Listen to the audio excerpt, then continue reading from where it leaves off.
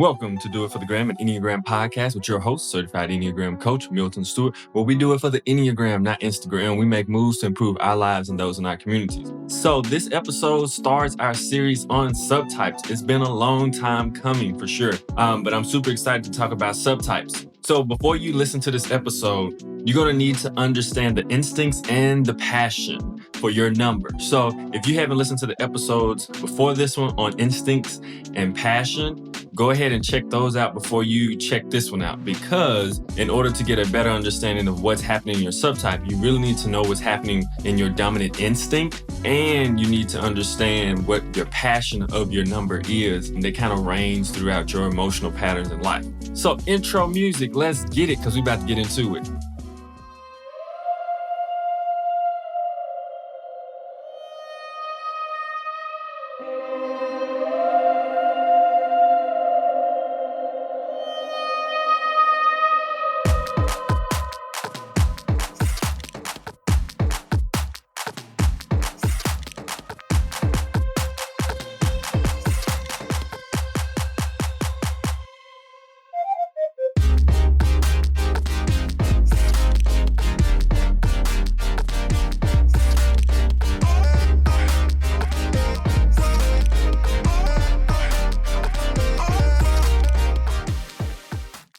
I'm super excited to announce my new partnership with BetterHelp. This episode is actually sponsored by BetterHelp. If you are struggling, BetterHelp can help. You'll receive 10% off your first month when you sign on using betterhelp.com/do-it. So I'm super excited about this partnership that me and BetterHelp have entered into, because in this point where everything that we're doing right now to connect with people is more virtual, it is so important. Mental health, I think that aligns perfectly with things that we're trying to do, things that I want to do, and anybody that I would refer or think that could be potentially beneficial to the audience. And I think BetterHelp is definitely one of them. BetterHelp is basically, it's online counseling or therapy. So you're able to actually get some counseling or therapy depending on what's going on, from licensed counselors and therapists around the country. And you get to be able to get some of that one-on-one mental checkup that you may need, and BetterHelp's able to help you. So just go to betterhelp.com/do-it, and you'll get a 10% discount for your first month. So what is a subtype? Subtypes, it is a type's passion and their instincts kind of multiplied together. And they create this really interesting, very specific type of cocktail. So it's whatever your dominant instinct is combined with your passion. And so you also have a stack. So you have 3 instincts, which is social, sexual, and self-preservation, and they're all stacked in a certain way, meaning that they're ranked. So whatever the dominant one is, that means it's probably overactive, and whatever the repressed one is, that means it's probably underactive. And so the one in between is probably good. You probably utilize it in the right form, in the right way, in a healthier way. Then you can use your dominant and repressed one. So understanding the stack, why is it important to understand the subtypes and your stack? So it's very important to understand it because there's a deeper understanding to you and your Enneagram number when you understand your subtype stack and what your subtypes are. And it gives you clarity around growth for you as well. And so it also helps you to see that your individual growth as a certain number may look a tinge bit different than another person's growth as that number. And also this helps us realize that all numbers don't look the same. All numbers, all people who are 8s don't look the same. And the subtype is a big reason for it.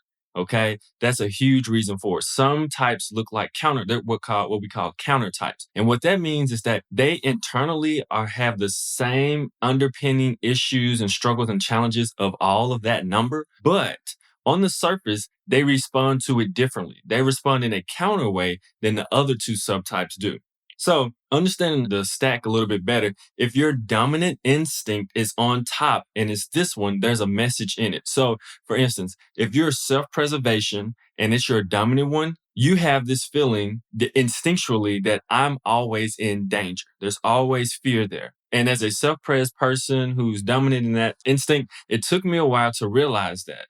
But in so many situations, I literally feel like I am in danger just about all the time, no matter where I go. I'm always trying to make sure that I'm safe in some type of way. Then the next one is social. If social is your dominant instinct, then you feel that I am no one without a group and status. So for socially dominant types, it's very important to remember that you are more than a social group or status. But that's the overactive sense in the social instinct. It's overly active. That instinct, if it's dominant, it's overly active. And so you have to be aware of that. If your instinct is dominant in sexual, it means that I am no one without a significant other.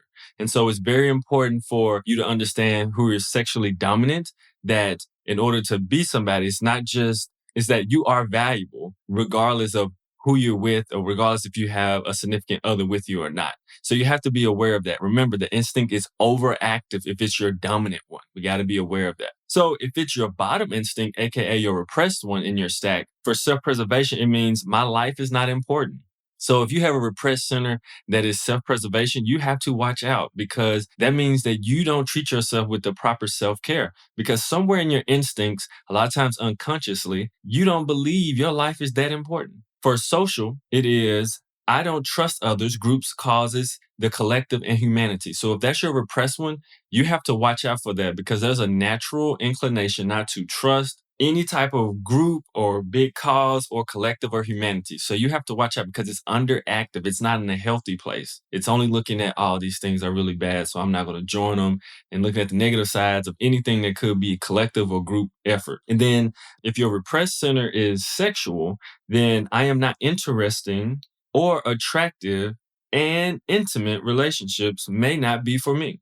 So for those who have a sexual repressed center, in some type of way, they don't feel that intimate relationships are necessarily for them, possibly, and or they don't feel attractive, and they just may not feel interested in it. So that is an issue. If your sexual instinct is repressed, that means that something is going on and it's not active as it should be, making sure you engage in intimate one-on-one relationships in a healthy way.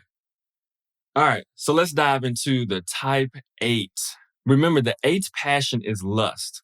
Okay, so and remember, lust is for the 8, it's for intensity. It's a lust of intensity, not just a certain type of like sexual lust that we may think of sometimes, but it's a lust for intensity. That's what their passion is. So when the passion of lust or emotional pattern or vice, as if you listen to the other episodes, you understand they're interchangeable.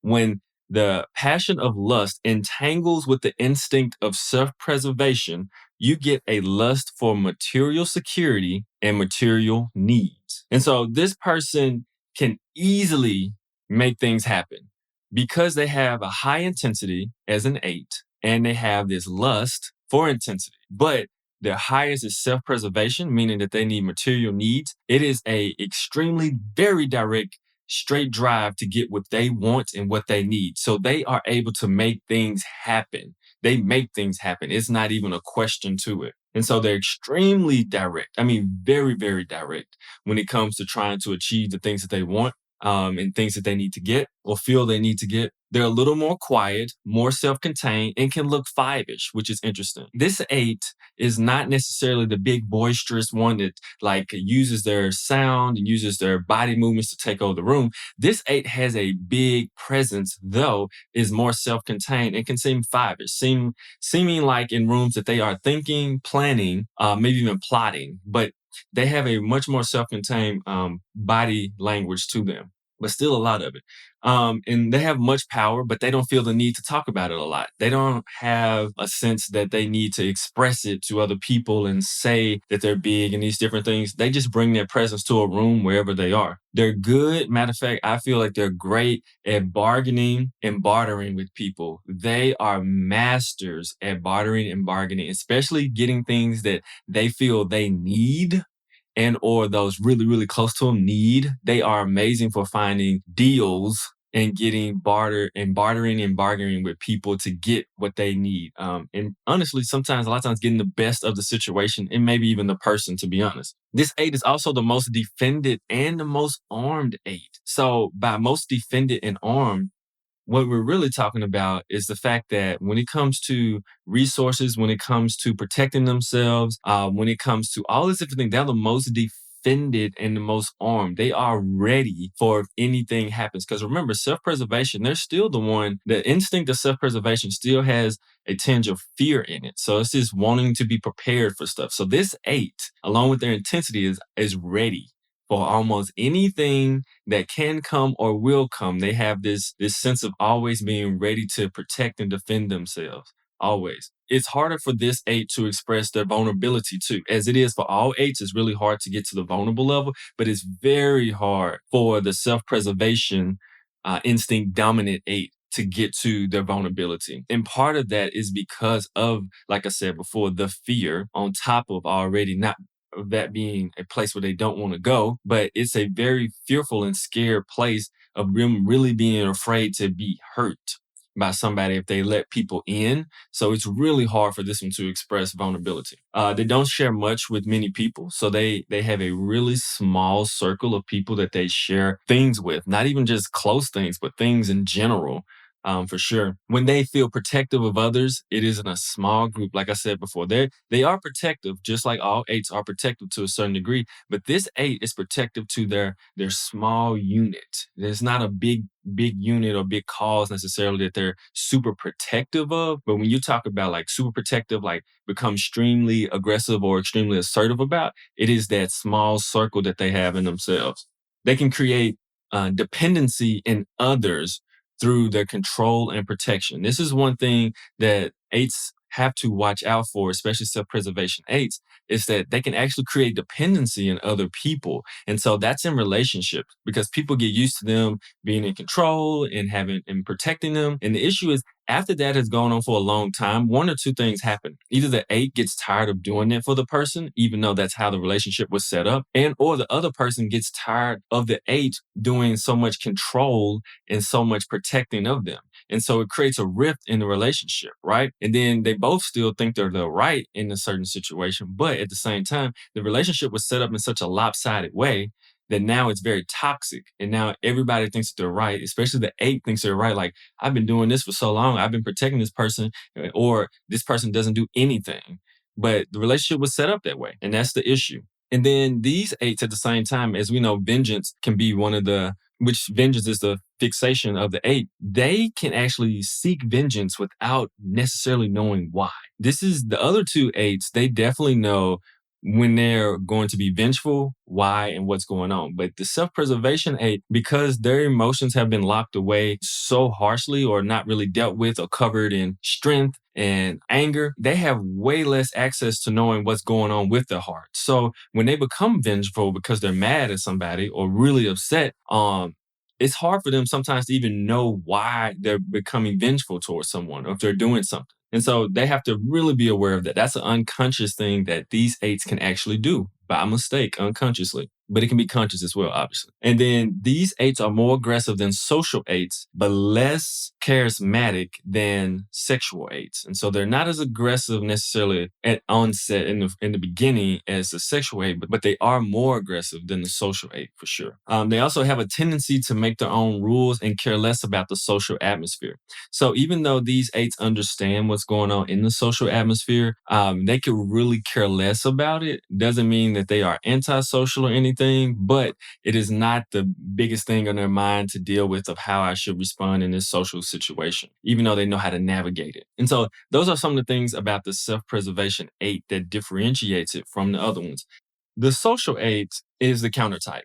So they're the counter type because they don't necessarily, just by looking at common behavior, you're going to feel like they're an 8. So this is why they're a counter type, because with their common behavior, they actually may look more like 2s. And that's because this 8 looks more friendly, actually, and they're a little bit more friendly towards other people. And so when their lust entangles with the social instinct, you get that counter type and you get a more outwardly friendly kind of person who's social antisocial, meaning that they love the group, they love like gatherings, they love causes, they love these things, but they are very antisocial when it comes to things that they feel go against what they believe to be right, to be true, to be good, and how to treat people. So they're definitely for the group, but at the same time, they're very antisocial towards especially groups that they feel that are not right.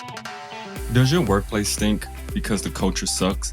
Are you tired of tolerating people and wish you could all work together cohesively? Does going to work give you instant anxiety? If you say yes to any one of these, you should probably quit your job. But since you aren't going to quit your job, you should call Kaizen Careers. At Kaizen Careers, we are all about improving personal and workplace performance. We use a unique tool called the Enneagram. The Enneagram helps individuals and organizations become more self-aware. That self-awareness lends into helping organizations with communication, leadership, and conflict management, ultimately turning self-awareness into self-mastery and creating healthy workplace performance so you can improve your services and bottom line. You can reach Kaizen Careers at kaizencareers.com or 901-334-1644. So they have protection of others, where the self-preservation protected their small group. The protection for social types is a little bit bigger. They're more protecting of causes, more protecting of a bigger scheme, a bigger ideal of different things in life. So they're not necessarily in the small things, but they are on the front fighting for something that's larger, something that's bigger and grander. That's what they are more protective of. And that includes a lot of times different social causes. It includes women, includes children, includes animals, anything that could be vulnerable. This is where this 8 rises to the challenge immediately to respond to whatever is going on and to protect. And usually they are against the patriarchy, and toxic masculinity in society is huge. And so what I find very interesting is if I post something about an 8, or I have an 8 friend and I post something that may have something to do with males, and I'm saying that anything from I am saying something positive about males, or I'm saying something that maybe includes talking about how society is doing the wrong thing when it comes to how we see males or how we treat women or anything. I always find a social 8 who will chime in and make sure that they give a strong point for how solid women are, how bad patriarchy is, how bad men have treated women. All these different things are giving glory to different women in society. So I find it very interesting when it comes to working with social 8s, because it's a huge thing. And so they look to support others, they're not necessarily, this is a little bit different too. And it's two-like in a sense. They're looking to support others. Now, they may actually take over the situation when they get there, but they're actually looking to support others, and they really appreciate and love to support other people. So this 8 is also, they're still strong and rebellious, but they are oriented to other people. That's one of the biggest things. They are oriented to not necessarily getting what they 100% want, but it's getting what they feel the cause of the society really wants. That is their push. And that's the thing they fight hardcore for, others. They can detect well if someone is trying to exploit them or a group or anything. All 8s can do that very well, but the social 8 is very adept and very keen to if anyone is actually trying to exploit or take advantage of someone. They know it in a heartbeat. They can smell it, they can sniff it, they can feel it. And then also, they always act first to protect people who may hurt them. Always. When I do some Enneagram typing interviews, one of the things is when conflict arises, how do you respond? And do you think first or do you act first? And for 8s, it is action first, especially for the social 8. It is action first. Just about all 8s, but this 8 acts very quickly to deal with these issues, along with the sexual 8 as well. This 8 will break rules, but is okay with following them as well. They will break them if they feel they are not needed, but they don't have a natural tendency to have to break the rules as the other 8s may feel inside to do. These 8s are also great at mentoring and lending strength to lift others up. They're naturally attuned to actually lifting people up with the strength that they actually have, which is a really good thing. It's one of the strengths of the 8 for sure, and especially the social 8, because they're so oriented to other people. They're really good at saying, how can I empower you and lift you up so that you can know that you can lead this charge too? And then they can be confused when it comes to women as 2s and then as men as 9s sometimes, and then vice versa as well. The social 8 is more assertive than aggressive also. So when it comes to them addressing situations, they bring a strong assertive nature more than just an aggressive nature. And that's partly because of the social dynamics of things, understanding how things go, understanding how society works and what's good for groups and like different settings and stuff. So they have a real keen sense of how to really deal with those situations. So they bring more of an assertive edge than necessarily just going full blown aggressive. And so it's hard for them not to fight for social justice. You'll be hard pressed to find a socially dominant eight who is not somehow involved in fighting for some type of social justice cause. Hard pressed, because it is innate in them to want to fight for those who they feel are vulnerable in our society. And mentioning before, just like the social types understand etiquette, understand dynamics, understand all these manners and rules and regulations that actually exist within this world. And so understanding that our society is built off of patriarchy, they understand that intellectualism is also very, very important. So this eight is actually the most intellectual of the eights as well, because that is one way that they know how to navigate, how to challenge, and how to overcome some of the patriarchy that's in our world. So this eight is the most intellectual of the eights when it comes to behavior and conversations. When the passion of lust entangles with the instinct and the sexual dominant instinct, remember, we're about to get super intense now because we have intensity, which is lust of intensity, the passion. Now we have this intimacy and intensity instinct that's just going on, which is the sexual, the one-to-one. So this one has strong antisocial tendencies. They are very, very rebellious against whatever is going on. And so they have a lust for power and control. They have a lust for power and control, and they have to be very aware of that. And sometimes it's hard for sexual eights to hear that because they don't want to feel like they do. But in reality, remember, this is a growth tool. So it's your subtype. This is all things we have to work on. Some of these things we have to learn to manage them so that we can use them in a balanced and a healthy way. And when we don't, we get this craziness, which is in our subtypes. So the lust for power and control, which is they really have to be aware of. They are openly rebellious. So they kind of almost like being rebellious. It's almost like, it's like a badge of honor almost. And if it's not a badge of honor, then they just really don't care like about whatever rule that they broke or are breaking because they really don't think it's about anything apparently. So that is important. They like to feel the power of being the center of attention. And so this really is something that happens with sexual eights. They have already a big presence, a big gravitational pull to themselves because they have so much strength and they're earthy and they're so solid in their base, like their legs. That's a physical trait of them. So they're super solid. So they bring a lot of attention to themselves. And usually they are loud and usually they are boisterous. They're usually a little provocative. And so they bring a lot of that into situations and groups for sure and relationships because it makes them feel powerful, more powerful. Then they like to dominate energetically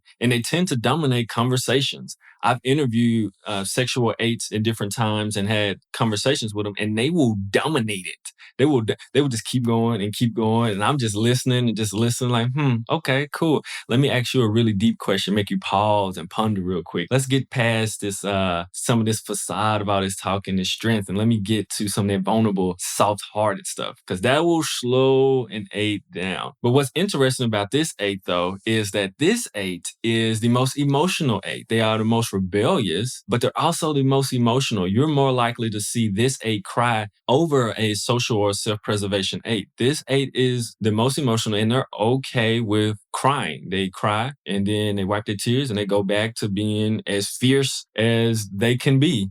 And I've seen this first-handed from a really good friend of mine in a situation I'm not going to necessarily name here, but I saw her cry in the midst of crazy turmoil. She was super angry. And for a hot second, she cried. And that's just because she trusts me. And like, I went to console her. First, I was shocked. I was like, oh my goodness, she's crying.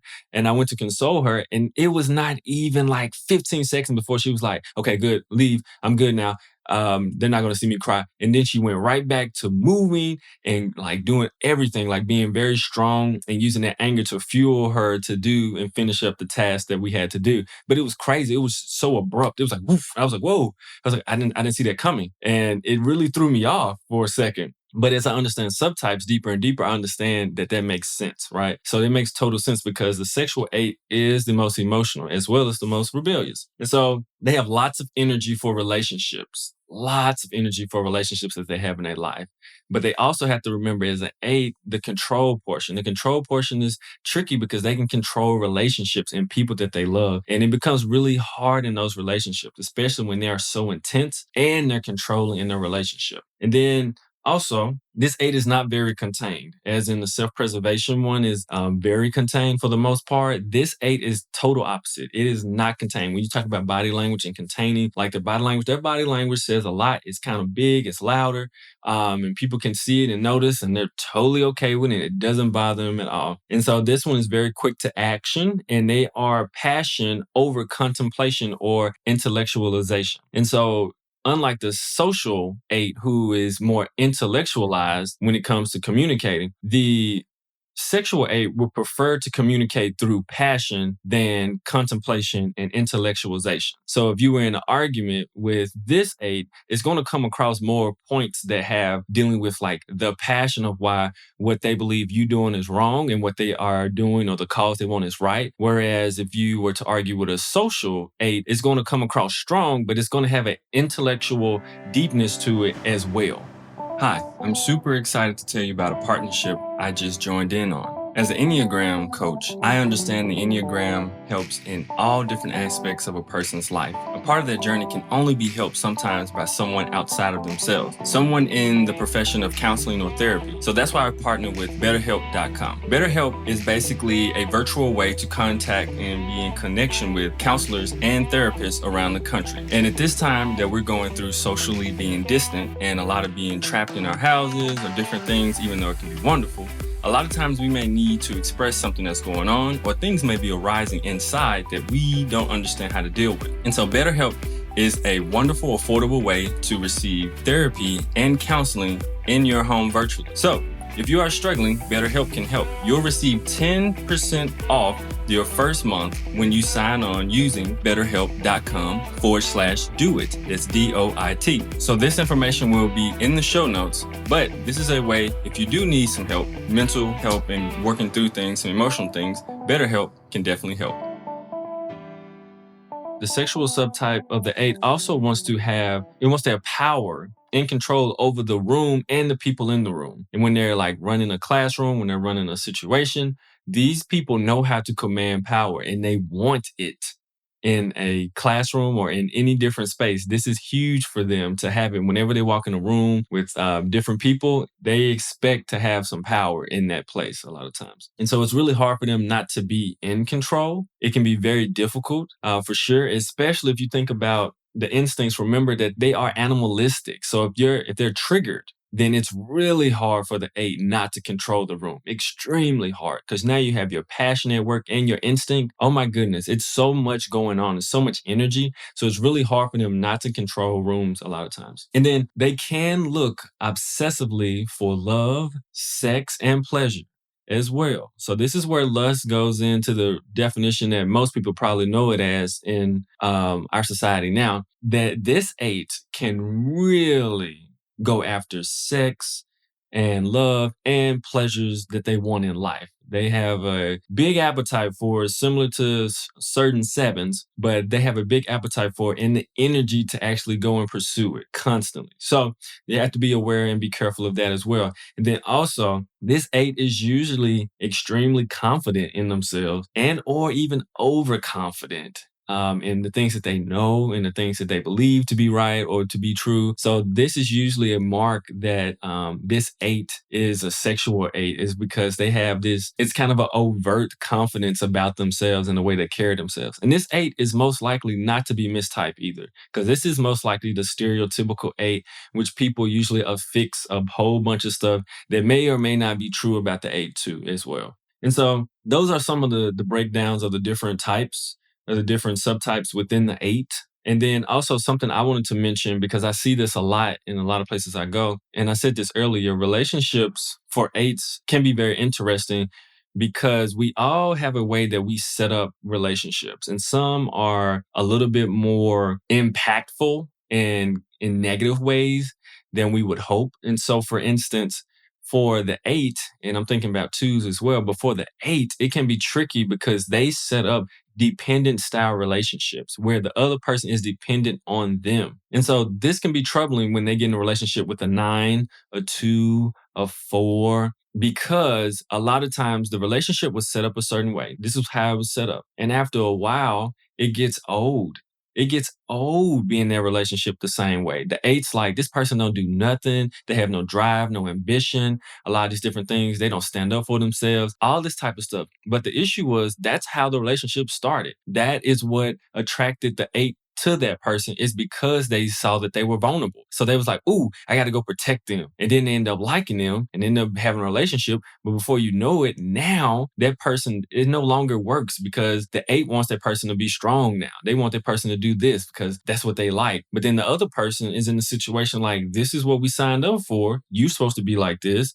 I'm supposed to be like this. So why are you all of a sudden upset at me? And so you really have to be aware for eights when you enter relationships, how the dynamics are set up. And this is why inner work is so good for every single person to work on themselves, because I see a lot of eights who have relationships with like nines, fours, and twos, and sometimes fives that have issue with actually dealing with relationships after a while because they want the person to like get up and do something, actually all this stuff. But in actuality, what attracted you to them was a thing that you dislike now. So you have to be very aware of that as well. So let's talk about some practical growth things that each subtype can do really quickly, because what eights want to do, they want to get to innocence. Innocence is the key for eights to get to. They want to be able to see the innocence in themselves, the innocence in other people, the innocence in their own deep emotional well-being and heart. And so this is huge part of their actual growth. If they can get to innocence, this is how they really step into growing. So for the self-preservation dominant eight, the first thing is work on expressing your wants and needs outside of material needs, emotionals, feelings, all these other things that you just want people to do. Because you don't say it, you just get upset about it, then you might complain about it to the other person or someone else. But you have not directly said what you really want out of that relationship or out of a situation, because I know it's hard for them to get to a place where they can actually admit it and say it. So that's going to be one of the biggest things, just being able to express your actual wants and needs outside of material needs, because you get those taken care of. But it's these other needs and wants that you don't communicate, but you feel like somebody should be there and take care of. The next one is slow down to help you get to the innocence.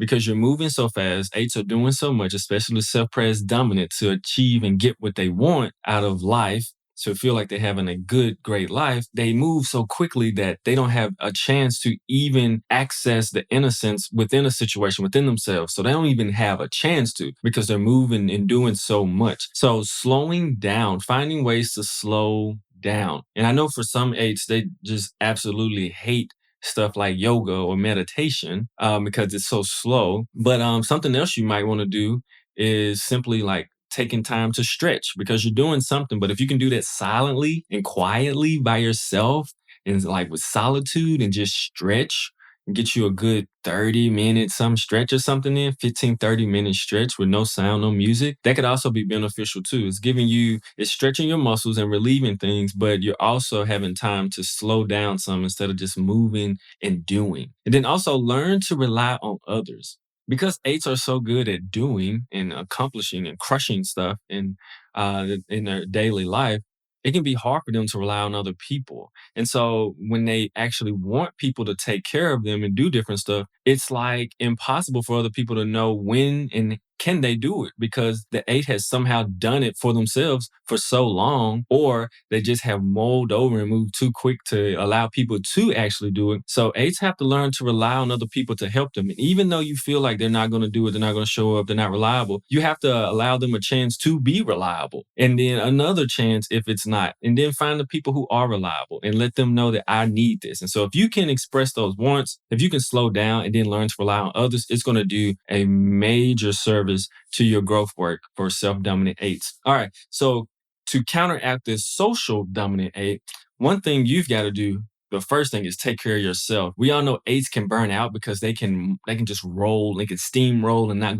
know what's going on with their bodies. And especially the social eight. Man, the social eight can be going so hard for a cause and crushing and doing all these different things that they totally neglect their own body and themselves. So the one thing you definitely have to do is take care of yourself. And then the next thing, think about yourself as an innocent child. A lot of times, this age and all age, they see themselves because they've been through so much, or they had to handle so much, or they had to go through so much a lot of times that they don't see themselves innocently. They don't see the innocent side of themselves because it's like life is like this, so I got to be hard like this. But they've got to be able to see themselves in an innocent way so they can learn to nurture and take care of their inner child, which is so important to actually take care of the inner child within them. That's how you grow. That's how you get to know. That's how you take care of yourself. Instead of just like moving forward and acting like it doesn't exist or like you're totally okay, you have got to learn how to see your own self as innocent and then be able to nurture your inner child, because that child needs protection, it needs love, it needs care. And you don't have to talk to it as harshly as an eight can talk to themselves, especially when they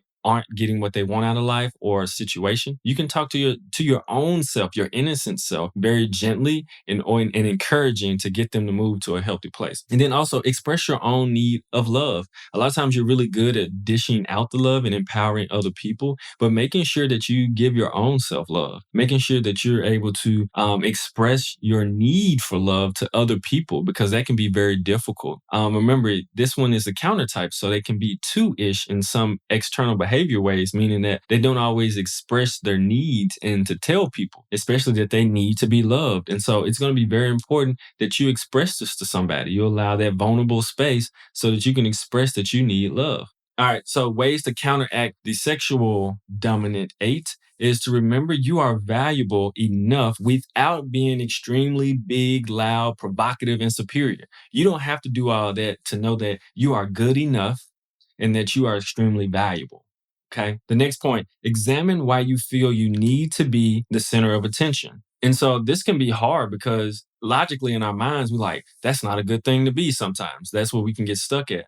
But no, you got to go into your feelings and figure out, why in the world do I have or want to be the center of attention and to feel powerful? Why do I need that? So now addressing that feeling, you've got to go past all of the layers before you get to your heart, that you have so much protection around your heart, so many boundaries, so much strength and anger. Well, you gotta make your way all the way through that and get to who you actually are deep down in your heart and see what's going on. And then next, find the innocence and purity in your deeper feelings. So finding that like you're good at seeing the raw emotions and the things that may be extreme and extremely intense, which can have a very strong edge to them, and can be even on the obsessive, maybe even negative side, kind of. That's probably not the word I'm looking for, but extreme is probably the best way. But you've got to find a way to dial back and find the innocence and purity in your deeper feelings. Because in your deep, deep feelings, they're not all extreme. They're more subtle. They're softer, and that probably kind of scares you a little bit, because that's a place that's very tender and very vulnerable, especially for an eight. It's a place they don't go extremely often unless they're doing a lot of inner work. So you have to be aware of that and really start to dive in and figure out, whoa, what's down there, what's in there, and it's going to be deeper feelings that are soft, that need to be approached in a softer way and not such an intense way of saying, I'll just mow my way through it and feel whatever. No, you've got to address that in a softer way, which can be very tough for eights. That's just about all I have for this episode. Much of this information comes from Beatrice, Chestnut, and Uranio Paes by the way of Claudio Naranjo. And I'm very excited to get this information and be able to share it with you all. And so if you do not know your Enneagram type, I do Enneagram typing interviews through my business, Kaizen Careers. If you are interested in that, you can go to Milton at kaizencareers.com. That'll be in the show notes. And that's Milton at kaizencareers.com. Send me an email about looking to get an Enneagram typing interview. I figure out subtypes as well. If you're a little confused, we can figure those out and work with those. And then also, podcasting is not free for podcasters, but it is free for listeners. So I have a Patreon page. If you would like to support this podcast, you can go to patreon.com/do-it-for-the-gram. That's patreon.com/do-it-for-the-gram.